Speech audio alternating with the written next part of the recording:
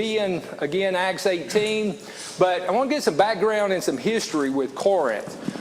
This is the geographical area that we're going to be studying at. And everybody recognizes Italy, the boot, hopefully, and just to the right of that is Greece.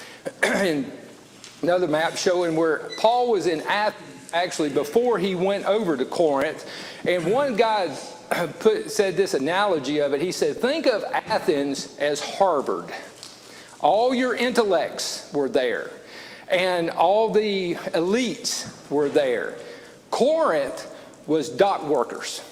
Okay, so this is a whole different group of people. Your blue-collar workers are in Corinth. That's where he's going to. So he's leaving Harvard and going to the dock blue-collar workers, okay? Now, it's interesting, this Peloponnesus area, and we're going to zoom in on that. You can see Corinth there. Is actually, that Peloponnesus would be an island if it wasn't for that little land bridge there connecting it with Greece. And actually, today, it is an island because they put a canal through there. So technically, it is an island. But Corinth was originally founded about 1350 BC. It's one of the oldest cities in Greece. And what is most important in geography? Kelly was just talking about looking for land. It's location, location, location. So that's what made Corinth so valuable as a piece of land. It's got the Adriatic Sea on one side, the Aegean Sea on the other side. Again, this little area right there is what we're focused in on. Corinth and Athens are about 70 miles away. Today, with modern roads, it takes you about an hour and 15 minutes to drive it.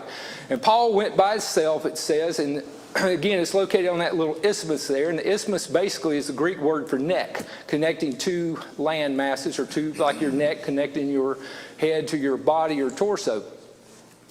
And then you've got the Saronic Gulf on the east side, and the Corinthian Gulf.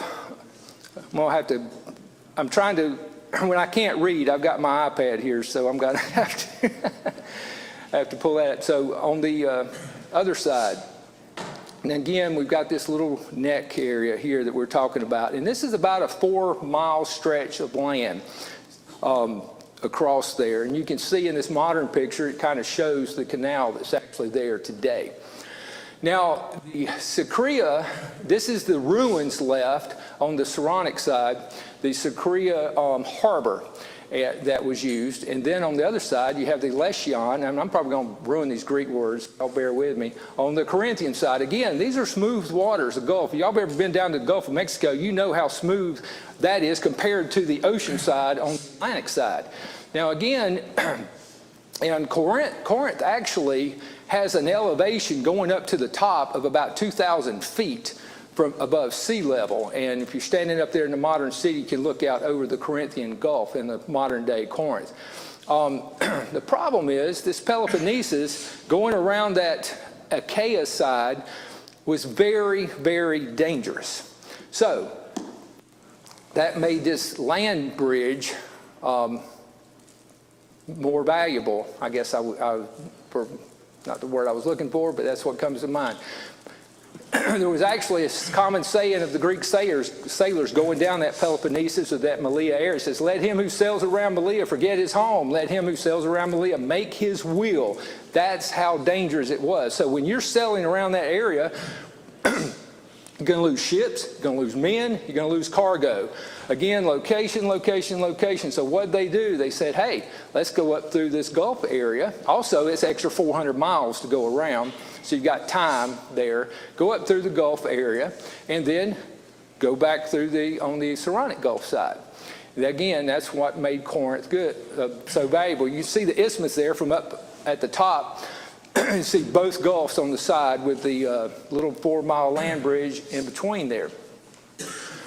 They actually used what they call diaclocs. And again, bear with me on these Greek words. And that was basically a track, a road they made, or a track.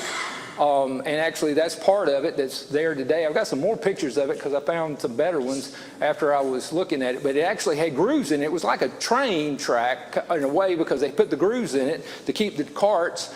They would either put the boat on the cart and haul it the 4 miles. And it was interesting. I figured they used beast of burden or something with that, but actually they used slave labor to carry that 4 miles or across there on the carts, or they would offload large ships and transport it and reload it back on the other side. And that's actually a modern picture today of I found that's still there, and they're trying to actually preserve this area since it is over 2,000 years old. But that actually means, Diklos means a place of dragging across. I'm getting ahead of my PowerPoints. But the small vessels were shipped and large vessels were offloaded. Now it's interesting that Neo tried to cut this canal without success back during his reign, but the modern canal that is there was built by the French in 1891 to 93, and this follows the same route that Nero wanted to use. Again, you got north-south trade routes intersect east-west trade routes here at Corinth that made this so valuable, especially for the gospel. This isthmus was called the Eye of Greece. It was called the Bridge of the Sea, the Gate of the Peloponnesus, the Bridge of Greece, or the Eye of Greece, both. Then, the isthmus had been fortified with 150 towers that were built around because it was that important. The citadel, again, rose 2,000 feet above sea level on rock with steep sides. This is actually from the Byzantine Empire that was later built in the same area, but it was a fortified city. This is a Byzantine castle, actually, the ruins of it that is there later. But, luxury soon came to Corinth through trade. You've got all these people, this corridor here. And the markets of Corinth had representatives from all over the world. They had Arabian balsam, Phoenician dates, Libyan ivory, Persian carpets, Cilician goat's hair. And we're going to talk a little bit more about this Cilician goat's hair later, because that is actually what they used to make tents with. Talking about Paul being a tent maker. They were using this this leather made from the goat and the goat's hair. The Lycaonian wool, the Phrygian slaves. But the Corinthian shops this is again the ruins of modern day, but they were lined the streets because there was people everywhere. Recreation in Corinth included the Isthmian Games. You guys got any idea why my PowerPoint's not, like all that shouldn't be on the screen at one time? It didn't on my computer at home. It didn't. Anyway, Festival of Horses, athletic contests, musical competitions in honor of the Poseidon, the Greek mythological god of the sea. So we've got the Isthmian Games. Now, we're familiar with the Olympic Games today. So you've got, that happen every 4 years. Well, the Isthmian Games actually happen every 2 years. Y'all remember Atlanta in '96, right, when we had the Olympics. That's as close as I remember it getting to this area. All the millions of people that converged on Atlanta back then, all this building and stuff they did to prepare for that. Well, think about it. If we had games happening every 2 years in our area, millions or thousands of people, I guess, came and swarmed on us every 2 years. What that would bring to the economy. Well, that's what was happening here. Okay, are you trying to fix that or? Yeah, I changed the software. Okay, all right, there you go. Thank you. Let me just get back to where we were. So the Isthmian Games, again, converged with all these people on that area, which made it very, people wanted to be there for the games, but also the people that lived there found the livelihood there, brought wealth, I guess is what I'm trying to say, to the area. Now, the culture of Corinth is very interesting. I've heard some of this, and when you read through 1 Corinthians, you understand it a little bit better, but the saying was, men of pleasure surrendering to every lust. You could find any vice in Corinth you can imagine was there. Men recognized no superior and no law but their own desires. Kind of sounds like modern day America, doesn't it? Actually, one commentator I read said, I think he's from California, Southern California somewhere, but he says, when I teach Corinthians in Southern California, I call it First Californians. He said because it really lines up very well with California today. And because it was a trendsetter. Things that happened in Corinth actually went everywhere else because of the location of it. Now, to call someone a Corinthian was actually an insult. They could use Corinthian as a verb, an adverb. It was an insult any way you look at it. To Corinthicize meant to defile, to bring debauchery, bring to the lowest moral level possible.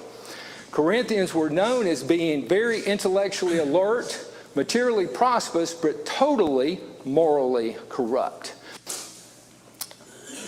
Again, I found some of this very fascinating, hoping that you will too. The Corinthians were as lasciviousness as they were scholarly. And education by itself is not enough without morality. And I think the last 50 years, I remember when I was in junior high school, I believe, or actually elementary school. I think it stopped when I was in junior high. Standing up every day, having a Pledge of Allegiance, having a prayer every day. Sometime that stopped around mid-70s when I left elementary school going to junior high. And they had the same issue there. So education not built upon God's word can be as evil as anything else can be. Now, I couldn't fit all this on one line, but I tried to put this as a question. What do you think was one of Corinth's biggest problems? I'm sorry? Sin. Specific sin. What was the specific sin that was their biggest problem? Sex, yes. Prostitution. That was one of their biggest issues in the city. And part of the reason was that because the temple of Aphrodite, which is the goddess of love, was located in Corinth. The temple had 1,000 female priests who sold sexual favors to the men of the city. Hence why you got all the sailors, you got all the soldiers, you got everybody going to that city, and that was part of their motivation. Now, again, this is 2,000 feet above sea level on the top of that mountain, the Corinth, I believe is how that was pronounced.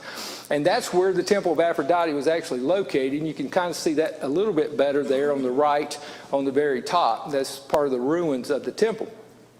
And that's the head that's located in the Corinthian Museum. I actually had a lot of pictures from the museum I took off because my slideshow was getting so big. But it makes me want to go to the because they've got probably one of the nicest museums there as they've got over in England. I mean, it was really, really beautifully done, or at least I thought, and I love museums though. But Strabo, now he is the Greek equivalent to what we would call Josephus. Josephus was the Roman historian. Strabo was a Greek historian. And he lived between 64 BC and 23 AD, but he wrote that the temple of Aphrodite was so rich that it owned more than 1,000 temple slaves or prostitutes. The ship captains squandered their money, and hence the proverb, not every man is the voyage to Corinth. Now, Strabo, interesting enough, is referring to Greece before 146 BC, not to Roman Greece. And I want us to keep that in mind because there is some people that believe that Roman Greece did not have the 1,000 prostitutes, but other people I read said, yes, they did. They rebuilt this temple, and it was just as bad as it was back in 146 BC. Now, there were many other sins brought to the city, again, because of the soldiers, the slave, and everybody that traveled through the city. Again, you got north, south, east, west converged right there in Corinth for transportation of goods. And Corinth was sought out by worldly people because it was so sinful. We've got some of the sins we'll be looking at when we get into the book of Corinth. In 6, 9 through 11. Now the classical Greek, again, and I can't pronounce that Greek word. I tried, but it is not coming to me now. Act like the Corinthian meant to practice fornication. Corinthian companions or Corinthian girls were harlots. So again, they used the word as a verb, they used the word as an adverb, and it was bad any way you did it. And part of the reason was, now this is the temple of Apollo, which was Roman god, the ruins, but you had all these different gods. You have the Asclepion, which that's the ruins of, because you had the Asclepian god of healing, and that comes from the Naples Museum of his statue. But you've got, all these problems of worldliness, but that was there, but the worldliness crept into the church in Corinth, and that's what 1 Corinthians deals with. And that makes it very applicable to us today, to keep the church pure. And one of the commentators said this, and I thought this is very interesting to today's society as a whole, or to us, I guess, applicable to us. An attitude of indulgent, open-mindedness led to toleration of immorality. Is that not as true today as it was 2,000 years ago in Corinth?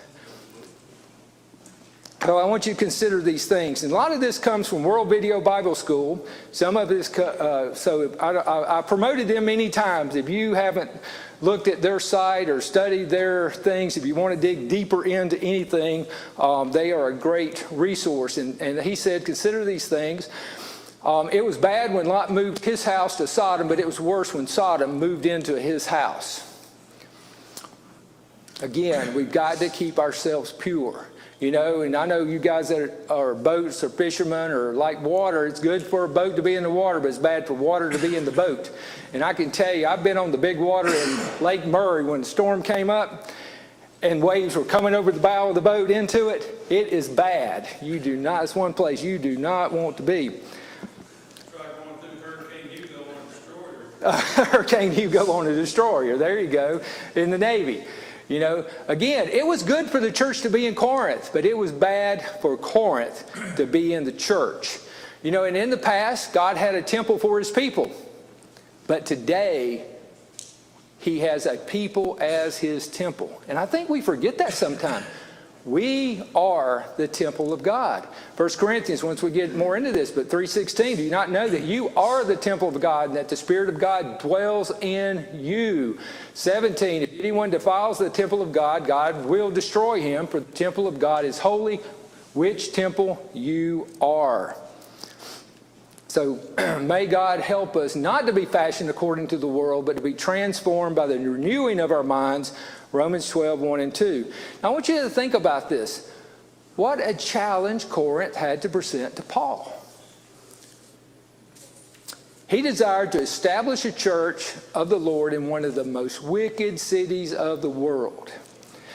I talked to Tim last night just to make sure I had my facts right before I said this. This is before I was a Christian. I don't remember what religion this man was. This is 50 years ago. But I met this gentleman that told me he was going to Louisiana. I'm like, why in the world would you want to go to Louisiana? He said, I'm going to be known as the preacher of Bourbon Street. He said, I'm going to where all the sinners are. And this popped in my mind when I had that memory when I saw this, because I thought, that's what Paul did. He's like, I'm going to where the sinners are in Corinth, because that is one of the most wicked places on the world at his time. Now again, the city of Corinth, I mentioned, was originally founded in 1350 BC, the oldest cities in Greece. But the Romans conquered it in 46 BC, and that's why I mentioned that earlier with Strabos. They completely destroyed Corinth in 146 BC. Because Corinth said, again, these are independent-minded Greeks at this time. They said, we are not going to bow down to Rome. So Rome says, yes, you are. They sent their military might in there, and they had the Battle of Corinth in 146 BC. They actually lured the men of Corinth out, who were the soldiers and the fighting men, and they killed all of them first. Then they walked right into the city. They loaded up everything of value, shipped it to Rome. They either killed or made slaves of every woman, child, everybody that was left. And then they leveled the city, completely and utterly destroying it. And this is modern day, obviously, but to get an idea of, what it would be like to be leveled. And they kept it that way for 100 years. I was thinking about that. I heard this about the Oppenheimer movie, and I did watch it, but I don't recommend it, unfortunately, because they didn't make it G or PG rated. They made it almost X rated. Now, you can fast forward through bad stuff, but it's still, I can't recommend it. But it made me think about that because he said, I became the destroyer of worlds. And when we, 79 years ago, not 100, 79 years ago, dropped the bomb on Hiroshima and Nagasaki, what would it be like if we had left it, said, you can't rebuild. We want to leave it level because we want to know if you attack America, this is what's going to happen to you. That's what Rome did. No, that's the difference between, I guess, a dictator totalitarian and a democratic republic, which we have. Because what did we do? We went right in and we rebuilt it as soon as possible. And now it's an amazing, thriving place. But Corinth was laid waste and left in ruins for 100 years. And that's just hard for me to get my head around, I guess, being such a young country as we are. But again, it goes back to location, location, location. You can see here from this map. Let me get back to it so I can read it. That's not a great quality, but it's one that I found that I like because it shows Athens, Thebes, Delphi, which is to the north. You've got Argos, and Sparta and Olympia to the south, and Corinth right there in the middle.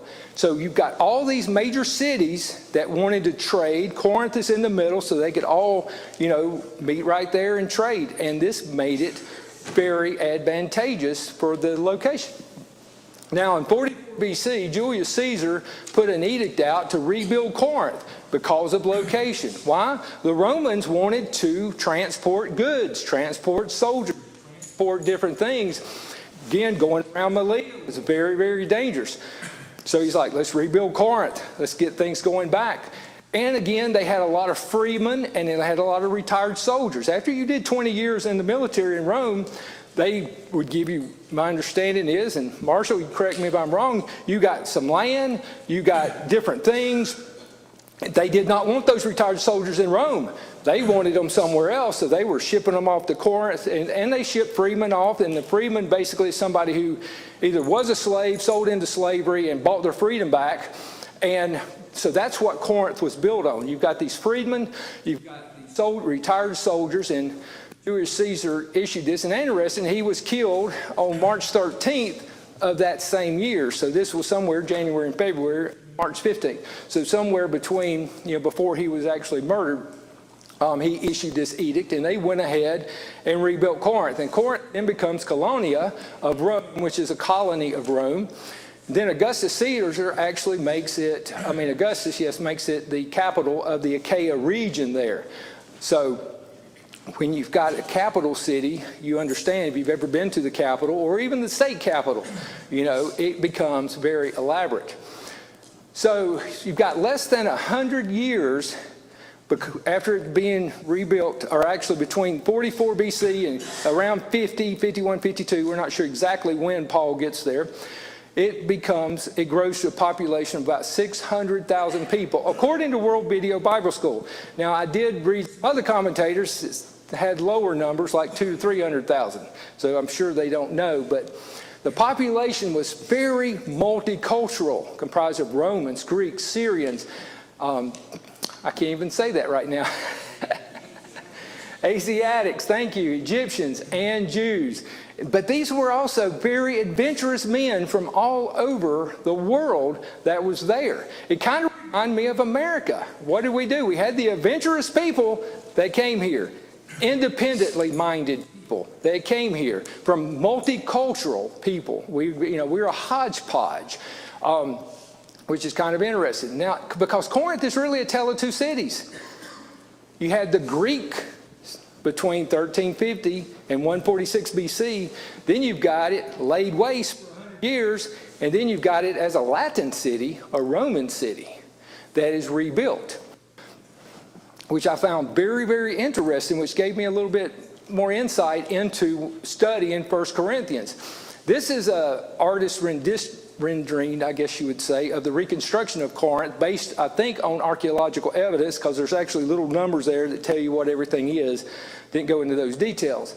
But here Paul comes, and I put 51 in here because I read it's between 51 and 52. So we went with 51. When he comes to Corinth, think about this.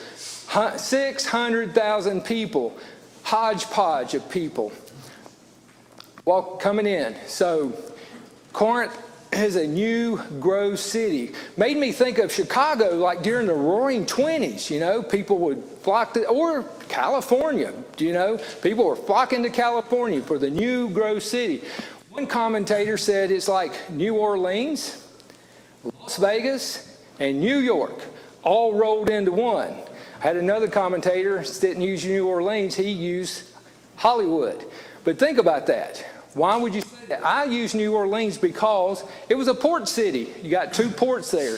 We understand New York, the port city, and New Orleans, the port city. But it was also Sin City. And when you have ports and immorality and pagan gods and all the things, you can understand that. But it was also a place you could get really rich there. And again, that's the reason, the motivation people went there, because it was the land of opportunity at the time of Paul.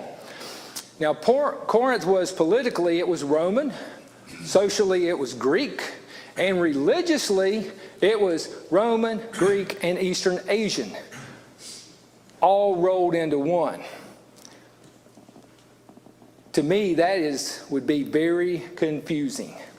And I think that's, again, bringing it back to us in America.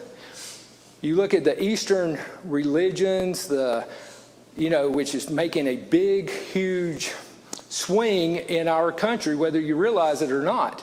The Buddhism, all these things are swinging. You've got, paganism, which we think of, you don't think of America being pagan, but if you really think about it, what do people worship in America? Homes, cars, jobs, technology. I mean, that's the new, what their God is here that we've got. So when the gospel came to Corinth, it was virtually made available to people all over the world because people were there from everywhere. And again, you convert people and they move out, move back home, move around, whatever. It reminds me a little bit, thinking about our Greer mission work that we have. We have many, I can think of 3 churches off the top of my head where people came here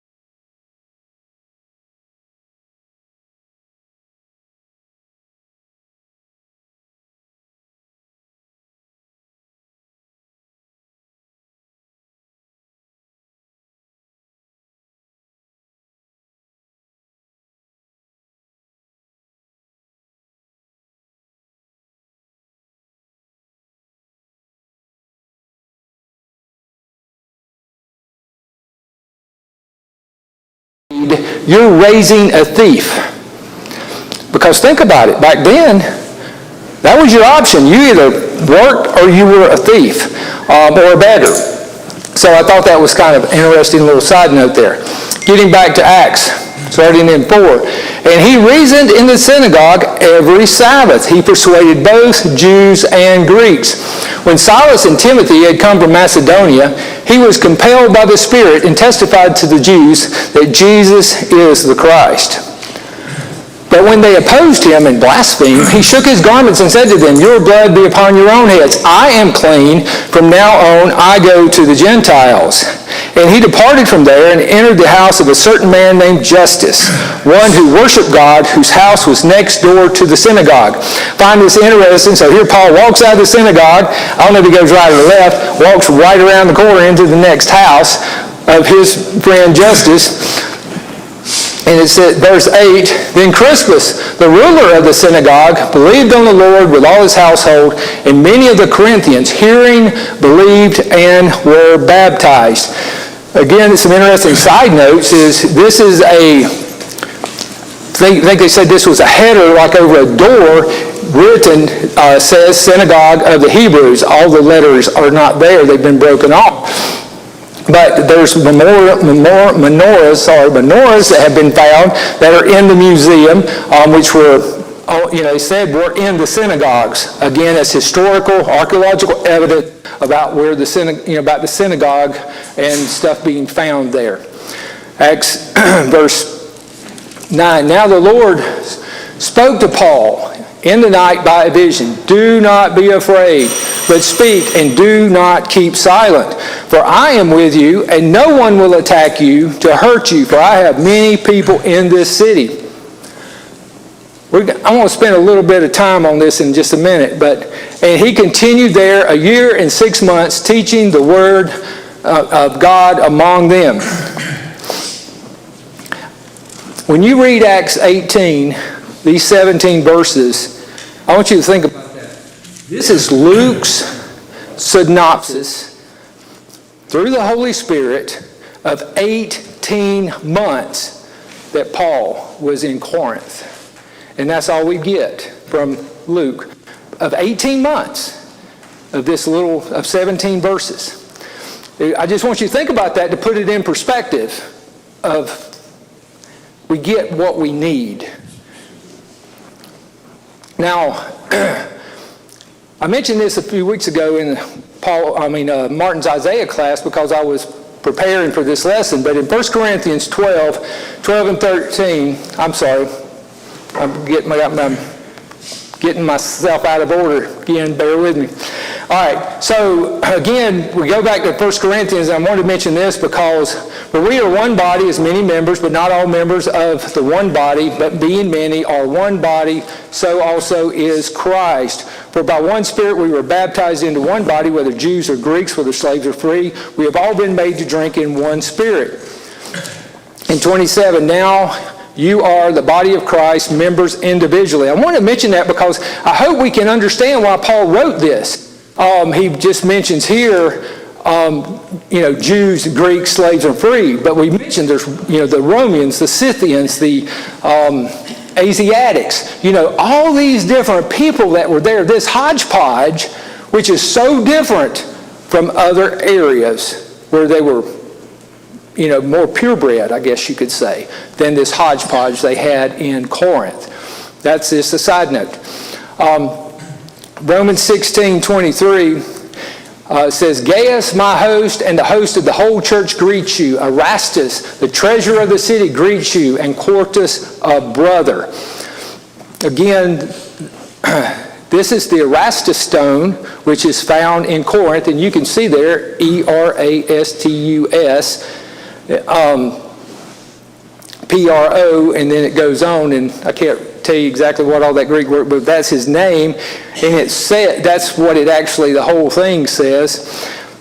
But that means Erastus, in return for his, I guess that's aedileship, laid the pavement at his own expense. Now Erastus, and I mention that because he was the treasurer of the city. An interesting side note again, Rome believed to put wealthy people in charge of money. they would be less likely to be thieves and steal. So this man was obviously very wealthy. I don't know, Chip can tell you how expensive it is to lay pavement, being in that business. It's very expensive, and I imagine at this time it was still very expensive. The interesting thing about that, they said there were probably bronze letters that were laid in those indentions, and they had been, stolen over time. But Erastus means sexy. I want you to think about that. It means sexy. Who would name their son Sexy?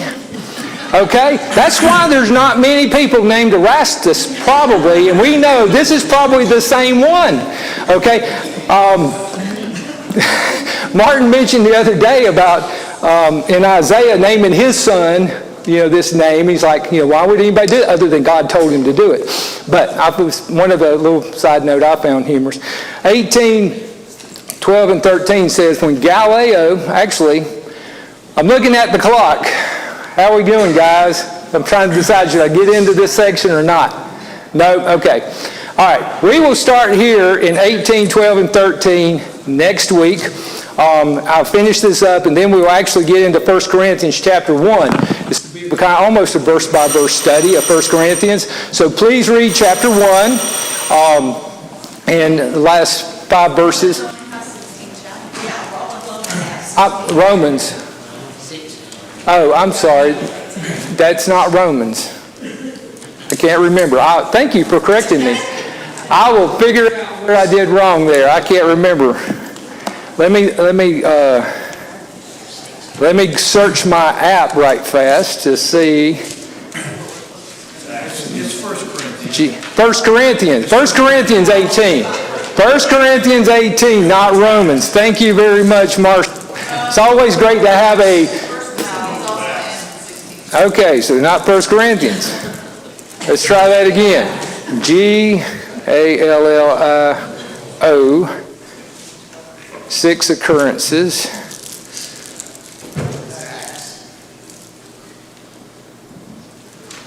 That's Acts. Acts 18. Sorry.